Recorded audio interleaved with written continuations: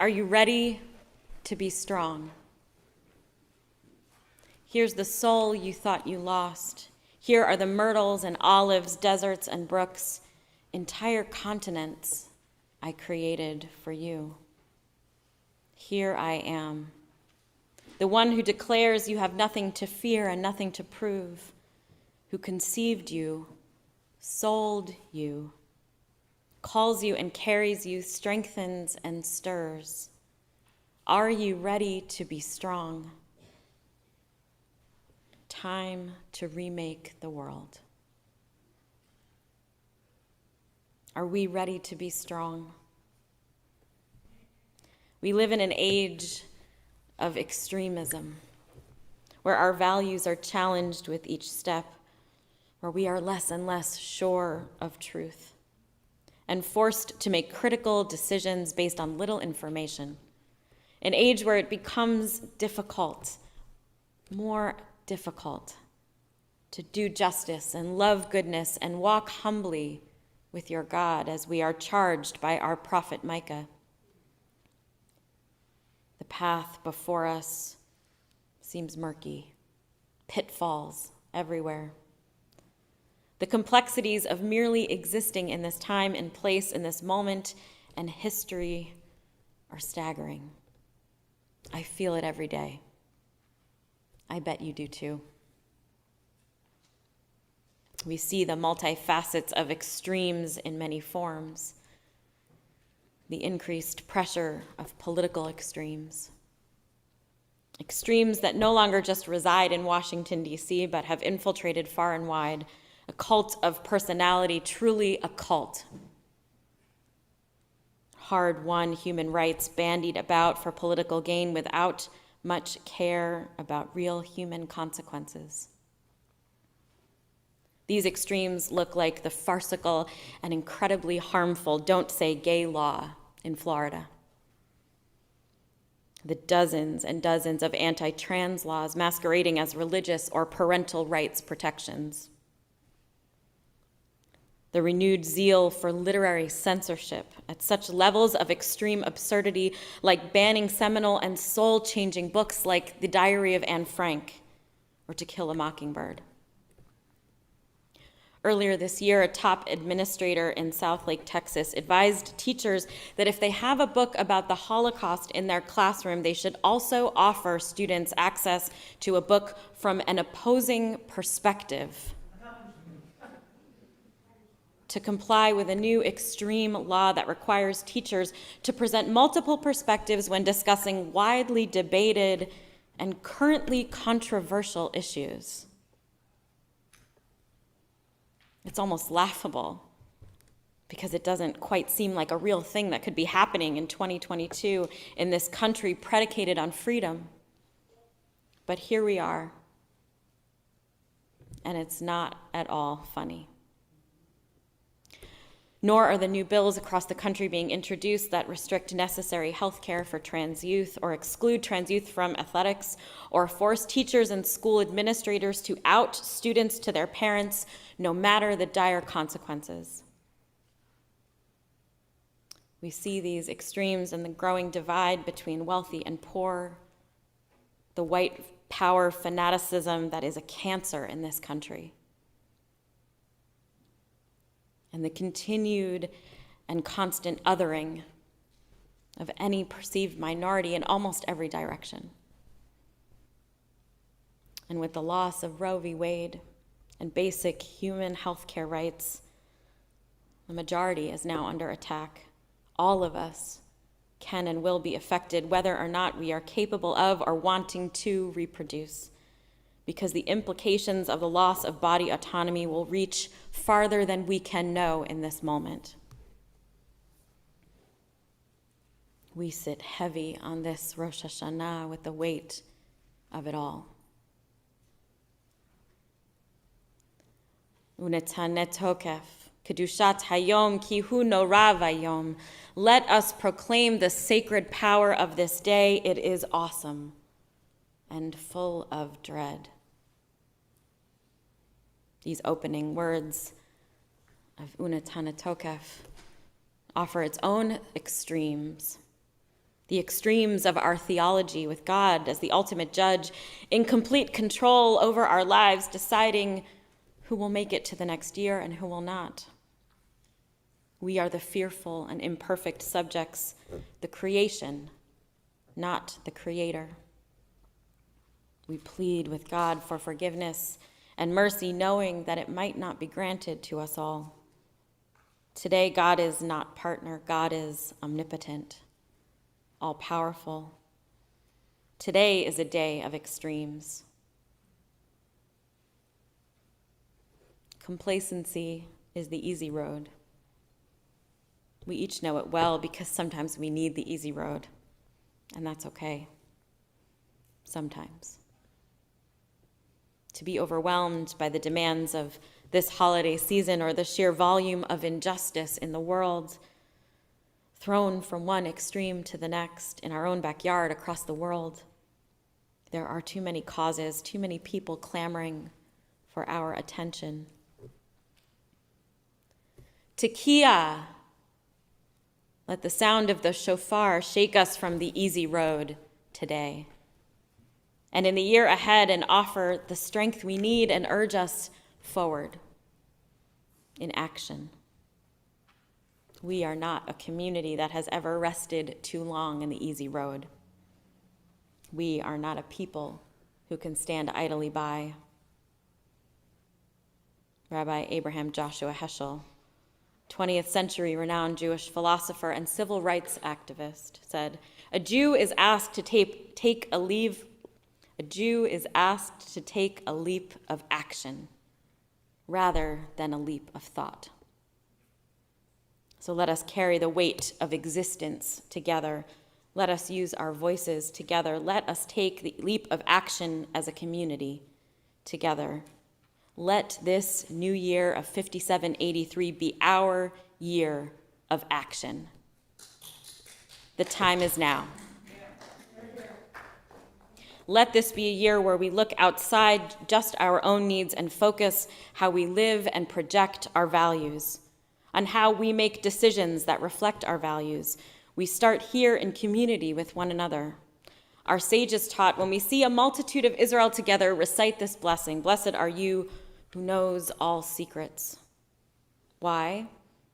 The blesser sees the whole nation, whose minds are unlike each other, whose faces are unlike each other, and God, who knows all secrets, only God knows what is in each of our hearts. We are connected in community because we choose to be, because we share beliefs, we share experiences, and a common core of values. We share our lives and our hearts and our souls, our secrets with one another. When we combine our whole selves, our passion, our stories, our issues, our concerns, we can become a great force for justice. Marshall Gantz, a senior lecturer in public policy at the Kennedy School of Government at Harvard University, wrote, "Community organizers ask 3 questions. Who are my people? What is their urgent problem? How can they turn their resources into power to solve their problem?" The answer to these questions lies in dialogue, by building relationships, telling stories, devising strategy, designing structure, and taking action. Look around. We are the people. We know who we are and who we have been. We see the faces of old and new friends. We remember our history of BCC in action, of fighting for our rights, fighting against erasure, fighting first for tolerance, then acceptance, and then celebration. Let the secrets we have acquired be our guide as we continue forward, yearning to make a difference, to temper the extremes, to right the wrongs, and create a world that we are proud to inhabit. Let us engage in these questions this year. What do you care about? What do we as a community care about? How do we spend our time? How do we spend our money? What keeps us up at night? We have come through the worst of COVID, the intensity of isolation with our memories and our need for this beloved community intact. What are we passionate about now? Who needs us now?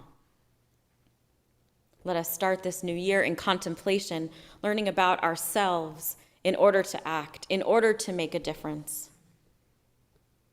Over the weekend of my installation at the end of July, we put up a large poster in the lobby with 2 questions, one of which was, what would you like BCC's next 50 years to include? A few of you answered. Perhaps some of you answered in here and did not write it on the Post-it note. And those who did said, more people to find comfort and strength in a loving and historic community. A transgender family support group. A lot more kids. Greater diversity. Groups of various ages, genders, races, opinions. This is just the beginning of us answering these questions together. What we care about. Who needs us? Where are we going? Pirkei Avot reminds us that Ben Zoma said, who is the wise one who learns from all peoples? As it is said, I have acquired understanding from all my teachers. So let us be teachers and learners, sharing stories and passions, taking time to answer and ask important questions. We can affect change when we know ourselves and listen to each other. Rabbi Tarfon and the elders were reclining in the loft of the house of Nitzah in Lod, the Talmud tells us, when this question was asked of them, is study greater or is action greater? Good question. Rabbi Tarfon answered that action is greater. Rabbi Akiva answered and said, study is greater. The group came together and decided, study is greater, but not on its own. Rather, it is greater as study leads to action. And so shall we study and collect information and have conversations, rallying each other toward action, creating meaningful partnerships with people and organizations who share our passions and our values. Let us ask others the questions we ask ourselves. We will look inward to know what we can give, our own capacity and abilities. We will study ourselves honestly.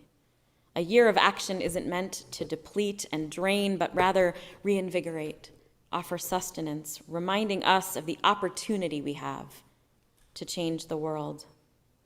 We will engage in our sacred works, the wisdom of ages and sages past, the core of our value system, the secrets that keep us connected to each other and the Holy One.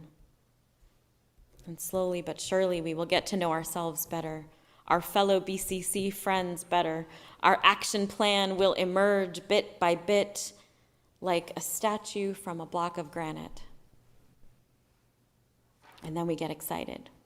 And we talk to our friends, and we learn and teach from them, and we create or join a campaign that aligns with the values we understand and see so clearly now. We get involved with smart and passionate people who are working on the things we know we care about because we've asked the questions, we've had the conversations, and we show up and we stand up together. We are not meant to do this work alone or just as BCC alone. We have always been part of something bigger. And the magnitude of our reach, only God knows. May we temper the extremes we see in our world through our love and kindness, our thoughtfulness and care, and our commitment to make a difference.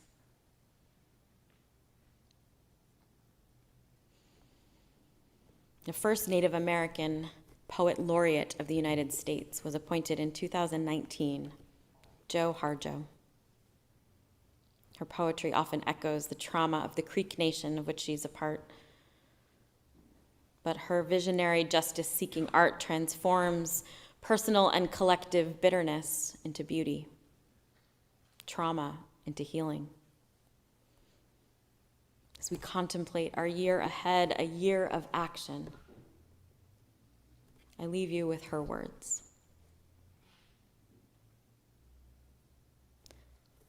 The rising sun paints the feet of night-crawling enemies, and they scatter into the burning hills. I have fought each of them. I know them by name. From before I could speak, I've used every weapon to make them retreat, yet they return every night if I don't keep guard.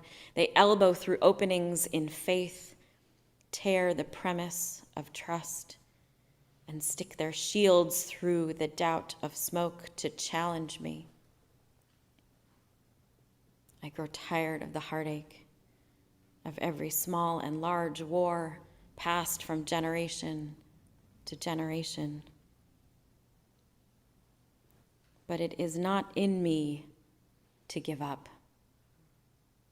I was taught to honor the houses of the warriors, which cannot exist without the house of the peacemakers. Shana Tova.